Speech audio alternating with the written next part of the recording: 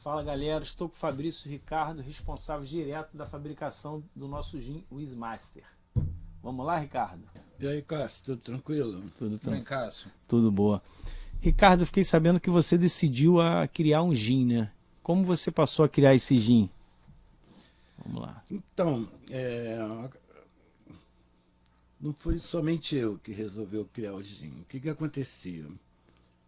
A minha irmã e o meu cunhado, que são, na verdade, os donos da fábrica, né?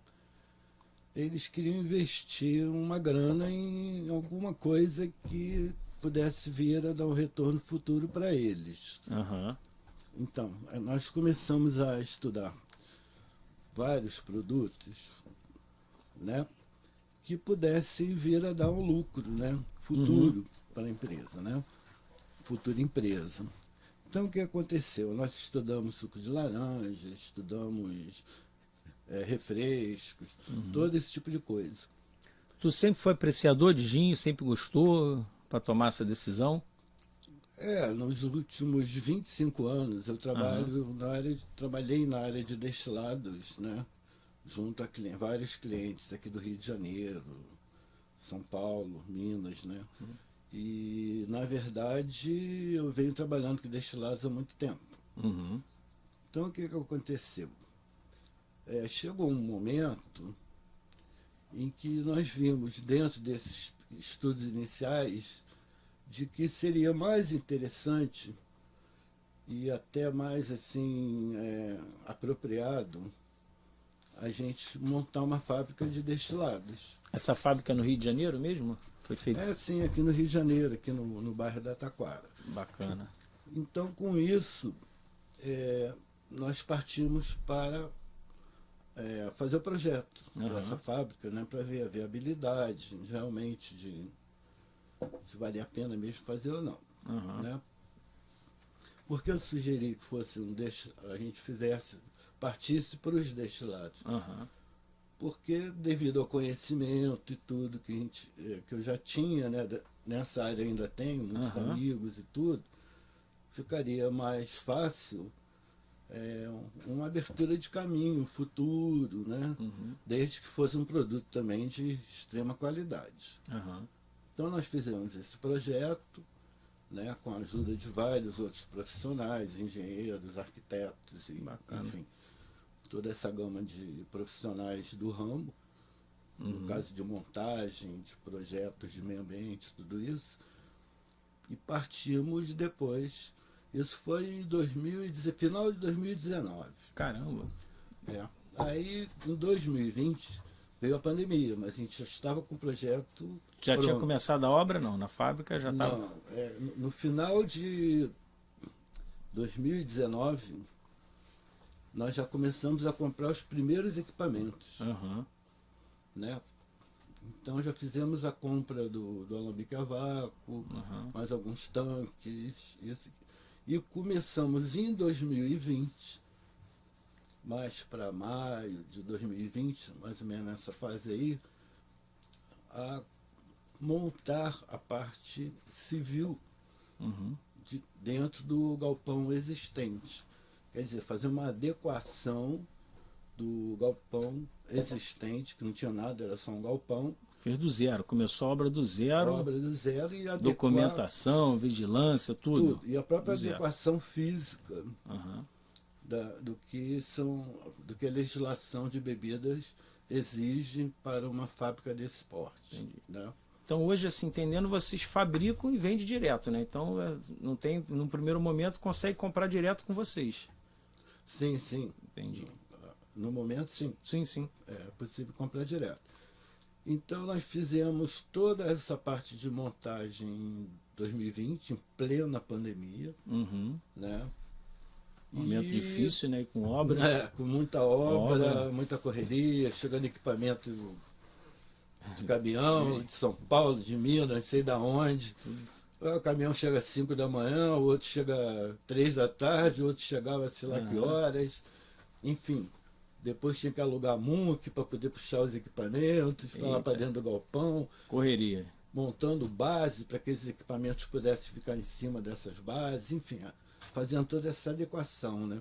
E ainda mais criando uns prédiozinhos internos para proteger melhor a parte de botânicos, a parte de engarrafamento, de invase, essa parte toda. Tu falou, eu ouvi tu falando de a vácuo. Você trabalha com destilação a vácuo? Tem alguma coisa, um diferencial que vocês têm no mercado nacional? Você pode me explicar um pouquinho melhor? Isso aí, o que aconteceu? A gente estava lá em Paraty, né, na época que eu dava consultoria lá, e eu tenho vários produtores lá que são muito meus amigos, e um desses produtores, o Norival, da Engenho Douro, a gente conversava muito, trocava muita ideia. Eu dei uma ideia que eu já vinha tendo de 10 anos atrás, daquela época, quanto 10 anos para trás, onde eu trabalhei num projeto de fabricação de álcool, lá no Paraná, que era fabricação por destilação a vácuo. Né? Isso é comum no Rio, no Brasil? Falando de gin, né? Não, esse projeto, inclusive, era um projeto que veio de Berkeley, Califórnia, e que nós abrimos uma planta piloto no Paraná, e eu fui designado para ir para lá para tocar essa planta piloto. Entendi. Produzindo álcool para automóvel, por destilação a vácuo. Bom, depois de lá eu fui parar numa outra destilaria, trabalhando nessa destilaria como chefe de produção. E uma das minhas responsabilidades era o controle laboratorial da destilaria toda. Né? Então o que acontece?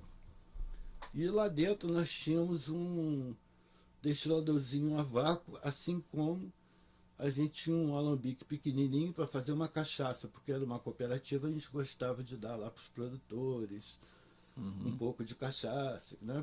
Enfim, interior do Paraná, todo mundo gosta de cachaça. É bom, né? Interior do Brasil inteiro, né? Então o que acontece? A gente fazia cachaça e dava para os produtores. Aí eu vi que nós tínhamos um pequeno destilador a vácuo lá para fazer análises. Eu falei, pô, vamos fazer uma cachaça, pegar essa cachaça e bidestilar nesse destilador a vácuo, porque eu me lembrava lá daquele projeto original do álcool, né? E vamos ver a diferença. Então nós fizemos isso. Falei, vamos bidestilar e vamos ver o que dá, o que vai dar. O que aconteceu? Nós bidestilamos, era pouquinha quantidade, então bidestilava umas 5, 6 garrafas que a gente mandava para... Eu mandei para a diretoria da cooperativa, mas não falei nada. Né? Aí, como não tinha muita produção, tinha horas que eu mandava para eles a cachaça normal. E a outra tu mandava a vácuo. E quando tinha, eu mandava a vácuo. E eles sentiam diferença? O que aconteceu foi que um dos diretores me ligou e falou, essa cachaça aqui não é a mesma que você me mandou antes. Tinha diferença. Né? Então afeta, né, o sabor, né? Aí, tanto da cachaça quanto do gin, não, os dois afetam. Os dois afetam, vou te explicar porquê já. Então o que aconteceu? Isso acendeu na minha cabeça uma luz, né? Falei, pô, tem alguma diferença aí, né? E diferença para melhor, né? O que ele reclamou ou gostou? Isso tinha que ser avaliado, né? Na verdade, né? Mas também naquela época, em 86... Caramba, tá falando de 86? Também a cachaça não tinha a qualidade que tem hoje. Tem que deixar isso bem claro, porque senão eu não estou querendo criar um conflito com quem produz cachaça de extrema qualidade. E que não é a vácuo, não tem nada a ver uma coisa com a outra. Não tem nada a ver com a outra. Exatamente. Aí, conversando com esse produtor, voltando aí para frente, lá em Paraty, a gente falou, e se a gente fizesse um alambique a vácuo? Ele gostou da ideia, né? Porque ele também é um empreendedor, coisa e tal, né? Esse negócio todo. Então vamos fazer um projeto e vamos tentar buscar esse apoio financeiro do governo aqui do estado, né? Pela FAPERJ, né? Fizemos, o projeto foi aprovado, mas infelizmente por algum motivo aí não andou. O dinheiro não pintou. Aí tivemos que voltar para a etapa zero. Eita ferro. Bom, Um belo dia, já tinha passado alguns 4, 5 meses, todo mundo decepcionado, porque o dia não tinha saído, aquele negócio todo, né? O Norival me liga, fala: "Ô, Ricardo, eu decidi fazer esse projeto e eu vou bancar o primeiro alambique a vácuo Que hoje funciona, tem no lá país. de Tava lá cachaça. funcionando normalmente. Aham. Então, eu falei: pô, beleza, vamos fazer um projeto. Fizemos um projeto com apoio até do Sebrae, né? Aham. E partimos para uma parceria aqui com alguns amigos que possuem uma empresa de montagem, né, de caldeiraria, né? E montamos o primeiro alambique a vácuo para cachaça. Para a cachaça. Foi para Paraty. Isso foi quando? A época exata? Mas Isso aí foi 2018, entre 2018 e 2019. então em 2018, 2018. em 2018 teve primeira cachaçaria a vácuo. Isso. Primeira cachaça produzida a A vácuo vácuo no Brasil. Entendi. E lá fora isso já é comum, né? Não, e no mundo, porque No mundo só. não existia para cachaça um alambique a vácuo. Entendi. Existe sim alguns. Para gin tem tecnologia para destilação a vácuo lá fora. Para vodka também tem. No Texas tem até a Delos Vodka, que é uma vodka destilada a vácuo. É muito bacana, né? E lógico que isso aí eu também fui estudando Aham. essa coisa toda, né? Quem está produzindo, aonde está produzindo. E cada hora aparecia mais pessoas produzindo. Tem até um gin chamado Oxley na Inglaterra, que ele é produzido, a destilação dele é a vácuo e a uma temperatura abaixo de zero. Seria um vácuo absoluto. E esse é da Bacardi, o Oxley. É um projetão esse. Aham. Né? Não é muito para o nosso bico aqui. É coisa da pesada. Aham. Né? Mas o que aconteceu? O Oxley é vendido, no último preço que eu vi, desse gin, 56 euros a garrafa. Sendo que o Oxley normal, atmosférico, usual, é 17 euros. Pô, a diferença quase o triplo. Então isso aí me deixou assim mais ainda grilado, né, com isso. Além do mais, eu comecei a ver que na Califórnia estava cheio de gente produzindo gin a vácuo. Né? E no Brasil nada, não tinha no Brasil nem... nada. Só tinha cachaça a vácuo Só lá cachaça rolando e tu olhando esse gancho no mercado. Começou a despontar a cachaça produzida a vácuo, o pessoal começou a gostar. Lógico que teve um tempo que a gente teve que ajustar toda essa parte, porque sendo uma tecnologia nova, você não coloca no mercado no dia seguinte, ajustou o sistema. Não é bem assim. Alguns meses de ajuste e depois o público começou a gostar do produto, né? E foi assim uma resposta muito boa. Bom, aí, como já tínhamos decidido, voltando aqui na nossa indústria, como já tinha definido bem a destilação a vácuo, e como também lá fora já existiam várias destilarias fazendo gin a vácuo, eu falei, por que não a gente fazer uma destilaria a vácuo para a produção de gin aqui no Rio de Janeiro. E no Rio, né? Hoje, Rio. Hoje ela está no Rio de Janeiro. Sim, aí o que aconteceu? Eu convenci o Marco Miranda, que é meu cunhado e minha irmã, que a gente deveria tentar partir para esse primeiro alambique de gin a vácuo aqui no país. O que eles toparam logo de saída. Não, está com você tem um conhecimento, coisa e tal. Então, nós partimos para um outro projeto, de um outro alambique, que não é idêntico ao que está em Paraty, que agora é um alambique multifuncional. Ele pode produzir gin, pode produzir cachaça, pode produzir uma série de bebidas alcoólicas. Whisky. Tem também o whisky destilado a vácuo do exterior. É mesmo. Tem. Enfim, Então partimos para esse projeto com a mesma empresa parceira que fez o alambique a vácuo lá de Para fazer o gin de vocês aqui no Brasil. Isso, vamos partir. Isso você legalizou todo o processo da sua empresa de gin a vácuo aqui hoje. Não, a empresa é totalmente legalizada, ela não tem nada. E se eu quiser montar uma empresa dessa, eu consigo? A vácuo assim?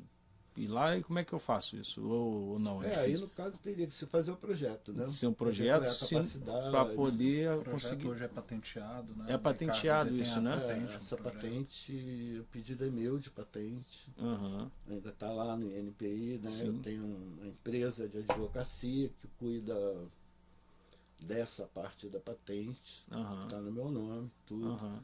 E, enfim, a gente tem que patentear, né? Se a gente fez uma invenção e essa invenção está dando certo, Sim. nada mais justo que você patenteie a sua ideia. Sua ideia que sua, né? Que você fez isso. Sim. Então foi aí que surgiu o alambique a vácuo. Entendi. Também para o gin. Ricardo, como uma destilação a vácuo ela afeta os sabores de um destilado, do gin, do Smaster? O que faz? O que muda? Bom, para isso eu tenho que te contar primeiro o que ocorreu na cachaça. Sim. Porque até isso foi o ponto de partida para a gente fazer a destilação a vácuo para o Smaster. Entendi. Né, no caso. Sim. Então, nós fizemos lá a cachaça, destilada a vácuo, né, e mandamos. Houve diferença.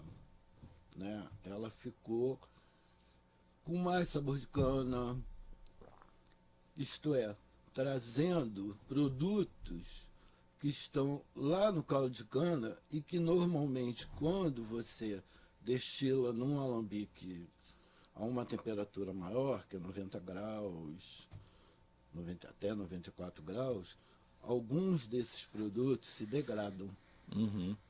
É a mesma coisa, se você botar um ovo dentro de uma água quente, quando der 60 graus ele fica todo duro, porque as proteínas que estão ali se degradam e acabam ficando deterioradas, alteram suas estruturas lá, moleculares e tudo, e acabam se degradando e não ficam mais solúveis. Entendi. Então você vai tirar a água e o ovo vai ficar lá, não está mais solubilizado ali dentro.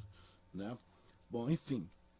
Então, nós mandamos a cachaça destilada a vácuo para várias pessoas especialistas em análise sensorial. E eles, comparando com uma cachaça normal, digamos assim, verificaram que existiam outros aromas e sabores que eram muito característicos dessa cachaça a vácuo. Entendi. Por quê? Porque quando a gente destila a vácuo, a temperatura de destilação baixa. Por exemplo, uma cachaça ou um gin que você destila 80, 90 graus, na destilação a vácuo você está destilando a 45. A metade. É a metade da temperatura de destilação. Com isso, você tem uma preservação dos óleos presentes nos botânicos, no caso do gin, ou no que está no caldo de cana, né, no caso da cachaça, sim. você tem uma preservação dessas substâncias. Então, o que acontece? Elas ficam presentes e dão essa diferenciação. Em nenhum momento, deixando bem claro, eu estou dizendo que a cachaça produzida normalmente é pior do que a cachaça destilada a vácuo. São diferentes. Né? São apenas, como o Fabrício aqui acabou de dizer, são um pouco diferentes uma da outra. Né? Tem pessoas que gostam mais de uma e outras que gostam das duas. Sim, gosto, né? É questão de gosto. Enfim, então o que acontece? Vamos pensar assim. Quando você compra um perfume, por que os perfumes são caros? Na verdade, o que acontece? Você, quando abre um perfume, existem três... Aroma, né? É uma pirâmide com três 3 fases. Aham. Você abre o perfume, o primeiro cheiro, aroma que você sente, cheiro é meio ruim, Aroma, né? que você sente, são aqueles aromas que são voláteis, que vão sumir em 5 minutos. Uhum. Depois você tem, isso é chamado de cabeça do perfume.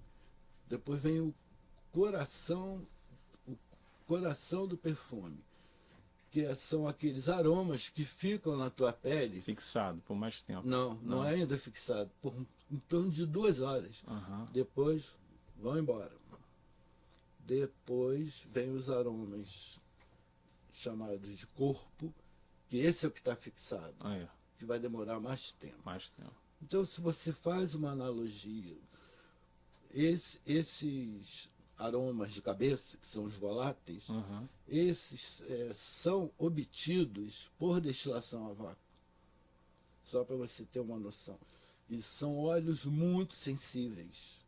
Até os próprios aromas os óleos de coração também, eles são muito sensíveis à temperatura. Se você destilar for extrair de alguma planta um aroma específico, se fizer por destilação convencional, você não vai conseguir, você vai degradar aquela substância, entendeu? Deixa eu fazer uma pergunta, eu não sei se eu estou sendo ignorante, mas assim, quando você passa a ser feita essa destilação a vácuo, pelo que eu estou entendendo a comparação com o perfume, eu quase seguro essa perda, né, que você está falando que a cabeça está indo embora do perfume. Esses 95% que sai. Não, no caso do produto, não, porque esse aroma que evapora, ele está diluído no álcool. O álcool está segurando ele. Entendi. No caso do perfume, nem tanto. Não segura que ele vai embora. Mas todo gin também tem essa característica. Se você deixar ele estocado numa temperatura muito alta, alguma coisa, uma parte realmente ele vai embora. Vai embora também. Tem, sim. Tá? Mas qual é o importante desse conceito? É que a destilação a vácuo consegue preservar mais componentes sensíveis do que uma destilação a uma temperatura de 90 graus, 95 graus. Entendi. Essa é a diferença básica dos dois processos, dessa tecnologia. Entendi. Tá? Então, o basicão é isso. Até quando o Ricardo se referiu à cachaça, e sobre essa percepção que veio através dessa experiência com a cachaça, quando você vai falar de gin, né, na cachaça, ele falou do aroma da cana, né, que é a matéria fundamental ali, principal da cachaça. Né? Quando você traz isso para o gin, essa preservação é tão importante porque no gin a gente trabalha com uma variedade enorme de botânicos e todos eles possuem os seus óleos essenciais com diferentes características, né? Então essa destilação a vácuo para o gin especificamente é muito interessante. Assim, o Ricardo, com toda essa capacidade técnica, né, de explicar, eu diria assim que para aquelas pessoas que estão assistindo a gente e que pensam, ok, mas isso no meu drink, eu acho que o que vai ser de diferente? Como é que eu vou perceber que eu não tenho esse conhecimento técnico todo que o Ricardo tem? Eu acho que assim, dos grandes benefícios da destilação a vácuo do nosso gin, do Master, que foi inclusive uma das coisas que quando a gente entrou em contato me encantou assim no projeto que foi apresentado. Na época eu lembro que eu tive uma conversa com o Ricardo, mas Ricardo, mais uma marca de gin, né? Tem tantas no mercado, e boas marcas, inclusive. Sim. Quando ele me apresentou o projeto da destilação a vácuo, que para mim também era algo totalmente novo, eu venho de uma escola tradicional de destilação, da destilação tradicional, então para mim também foi um universo novo, e eu fiquei encantado com essa proposta, que era trazer um gin pensado de uma maneira diferente, valorizando a qualidade, num sistema de produção inovador, né, no Brasil, principalmente, e que o resultado disso se mostrou no produto que a gente, a partir dos testes ali, foi desenvolvendo, que era um produto de alta qualidade, com os aromas muito preservados, com um sabor, eu acho que duas palavras, elegante e suave. Eu acho que a suavidade do nosso gin,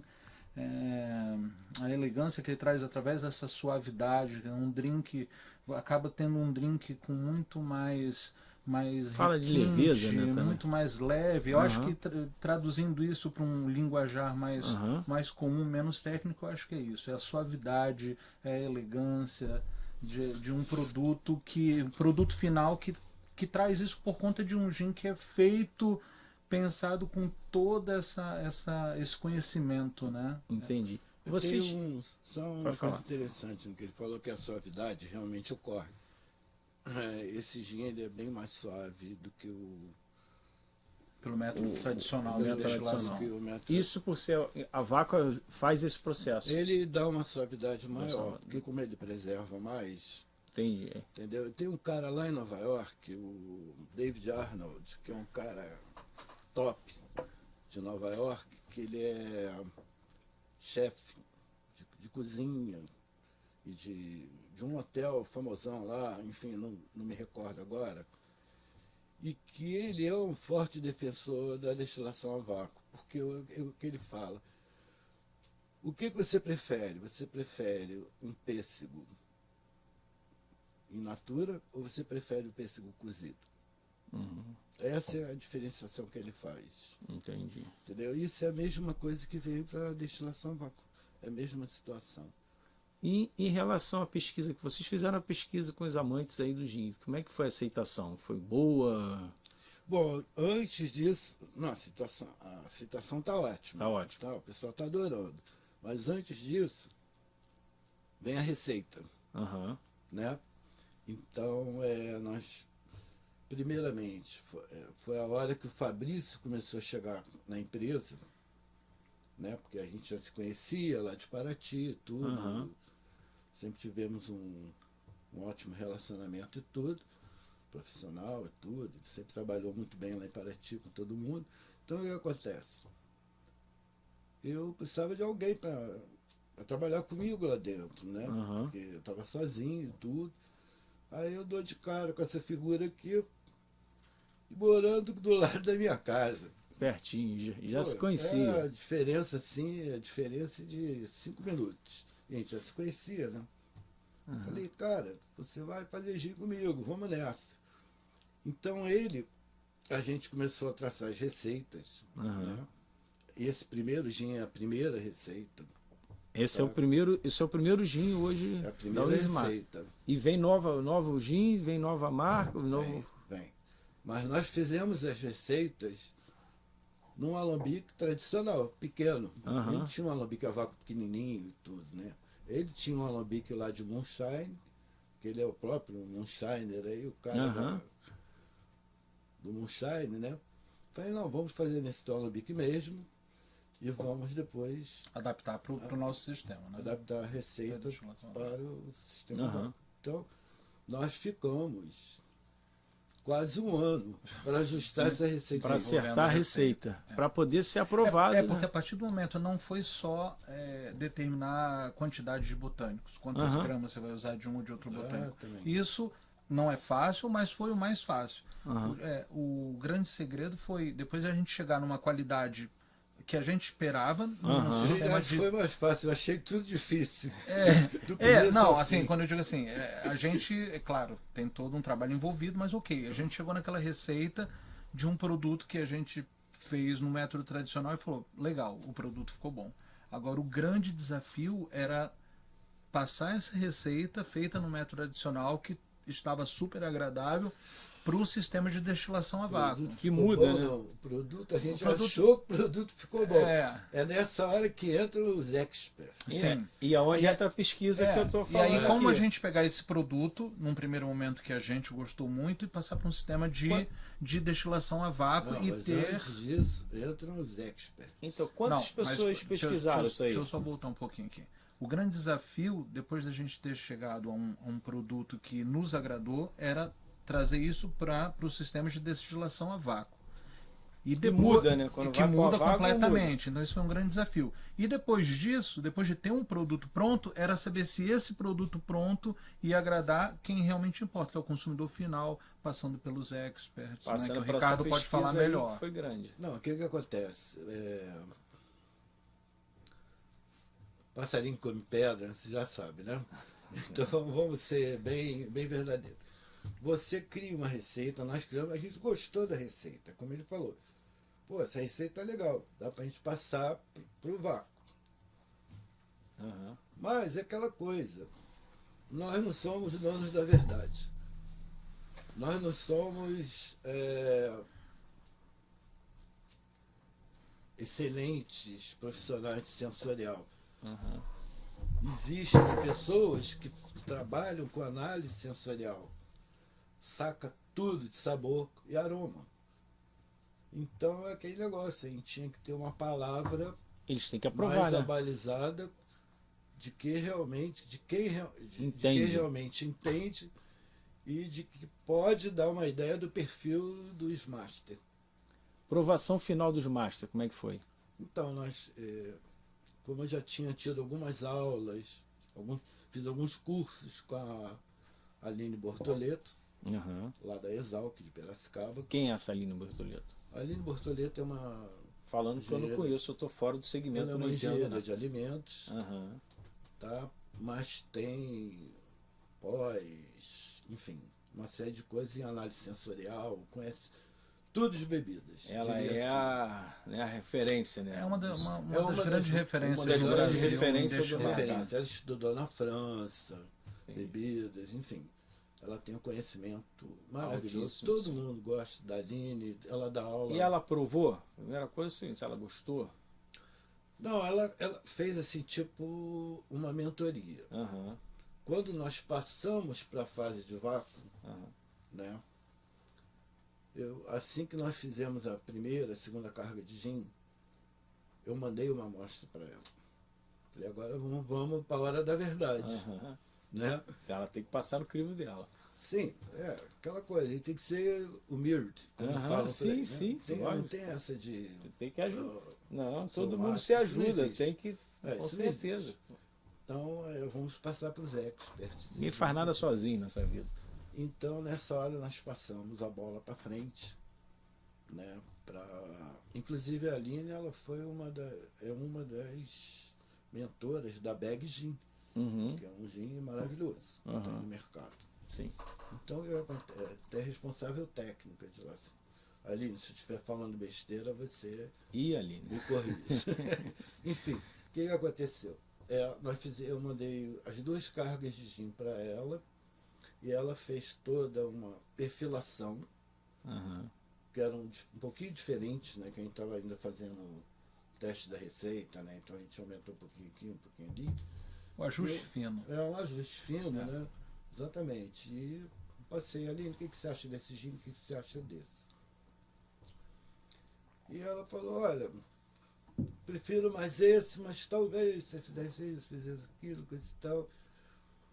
E também tinha um problema do álcool neutro, que é a coisa mais complexa no gin, porque o gin trabalha com álcool neutro. Mas a qualidade do álcool neutro é, assim, de extrema importância. Uhum. E a gente, no início, nós adquirimos um álcool neutro que eu mesmo não achei bom. Até comentava muito com o Fabrício que esse álcool aqui não está agradando. Tem alguma coisa errada nesse álcool. Tal. Então, após essa perfilação, essa mudança, né? lá do pessoal da Exalc, da Aline mais especificamente, nós passamos a buscar um outro álcool neutro de mais qualidade, e aí consultamos outras pessoas, amigos nossos. Nós temos grupos de WhatsApp de fabricantes de bebidas, destiladores caseiros e por aí vai. E aí surgiu uma outra empresa que deu aquele álcool que a gente queria. O álcool mais neutro mesmo. Neutro mesmo que você estava buscando. Neutro mesmo, né? Então aí ficou tranquilo da gente fechar a receita. E aí surgiu o Smaster, que o pessoal está adorando, né? Aceitação que eu estou sabendo é grande no mercado. Muito grande. Muito tá, grande. tá, Muitos tá elogios, estou grande. vendo comentários. Isso, a gente está conseguindo. Lógico que a gente começa sempre com a roda dos amigos, né? Mas é assim, né? Um vai indicando, vai andando. Aí vai chegando, a gente está conseguindo já vender uma quantidade boa, já está saindo bem no mercado. Tá vendendo. E como é que eu faço para comprar? Né? Tá vendendo, tá bom, a história tá boa, mas como é que eu acho aqui esse dia? Eu quero comprar isso hoje, como é que a gente faz? Bom, é só buscar nas nossas redes sociais e também no nosso site, o smaster.com.br.